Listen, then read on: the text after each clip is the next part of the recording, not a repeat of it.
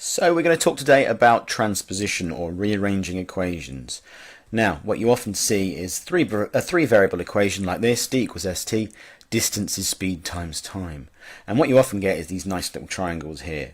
Well, I don't want you to use these triangles, okay? They're nice and easy to use and they tell you what the three equations are, but if you're going to have 25 equations, then you're going to have to remember 25 triangles. There's no point. Just know how to do transposition and you won't need to bother with all this. It's much easier. So let's start off. Let's say we're looking for s. Well, what's happening to s here? It's being multiplied by t. How do you stop s being multiplied by t? You divide it by t. And the golden rule, what you do to one side, you must do to the other. It doesn't matter what you do. You could multiply it by 1 billion. As long as you do it to the other side as well, that's absolutely fine. So we've divided that side by t, so we have to divide that side by t as well. These two t's cancel out, and we're left with s on its own. And if we tidied it up and put the s around the other side like it should be, there we go. S equals d over t. There's our equation. What if it was, let's go back to where we were before, what if it was t we were after? Exactly the same. T is being multiplied by s, so we want to get rid of this s. What do? If it's been multiplied by s, we divide by s. What we do to one side, we do to the other.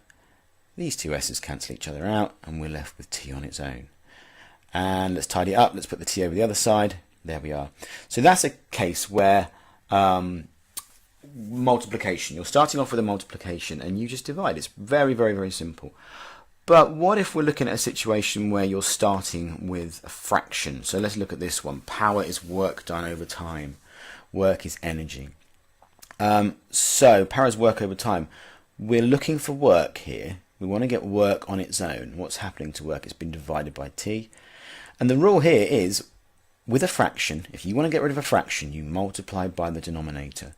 Okay, so let's do that. Let's multiply by the denominator. We've got multiplied by t on both sides. T's cancel out, and you're left with w on its own is equal to p times t. Work is power times time. But what if we want to find the denominator, in this case the little t here? Well, we start the same way. We multiply both sides by the denominator, and that gives us exactly the same equation that we had before. Now, we want t, so it's obvious what we need to do to get t. We've got to go one more step. T is being multiplied by p, so we divide by p, and you do the same to both sides, just like we did before, so you get this. Divide both sides by p, this p cancels this one out, and we end up with t on its own, and there we are. That's the equation, t equals w over p. Now, look at this. This is what we started with, and we wanted t, we wanted the denominator, but look what's happened. W stays where it is. You just swap these around. So quite simply, I've just explained why, but when you've got a fraction and you want to make the denominator of the fraction the subject of the equation, just swap these two around. Much, much, much easier to remember. Right, let's finally end up looking at the kinetic energy equation. So we've got more than three variables here. KE, kinetic energy, is a half mv squared, a half the mass times the velocity squared. I'll go through an example. A 2 kilogram bowling ball has a velocity of 10 meters per second. Calculate the kinetic energy of the ball. Okay, so first of all, you do this half m bit. Okay, you multiply half by the mass. Now in this case, the mass is 2. A half multiplied by 2, a half of 2, of is what multiply means, is 1. So this whole section here in this blue box is just 1. So you could say this. Kinetic energy is 1 multiplied by v squared. But you don't need to do that. You just assume that it's 1, so you don't need the number. So kinetic energy is equal to v squared.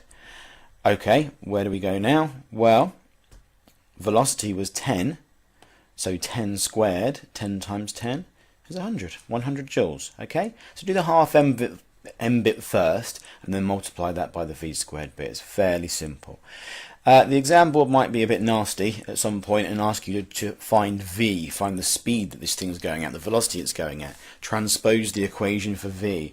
Okay, let's go through this. First of all, let's get rid of that horrible fraction. We've got a half mv squared. Now, the way you get rid of a half is to multiply it by 2. Okay, so multiply both sides by 2, so we get 2 kinetic energy, 2 Ke, is equal to mv squared. Okay, multiplying a half by 2 gives you a whole, gives you a 1, so we get this. We get 2 Ke equals mv squared. That's that fraction gone. Now remember, we're after v here, so let's now get rid of that m.